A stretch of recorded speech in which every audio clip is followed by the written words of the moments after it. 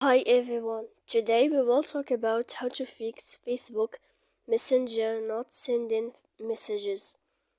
To know how to fix Facebook Messenger not sending messages, you should just go to settings like this. We will click. After that, in this page, you will go to apps, default apps, app settings. When you will see this list, you will go down to find the application of Facebook and you will enter. After that, in this page, you will go to click force stop. When you will end this, you will enter to storage.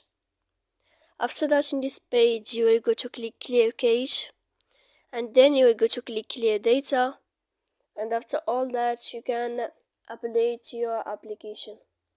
So please don't forget to support us by like and subscribe. See you next time in another video.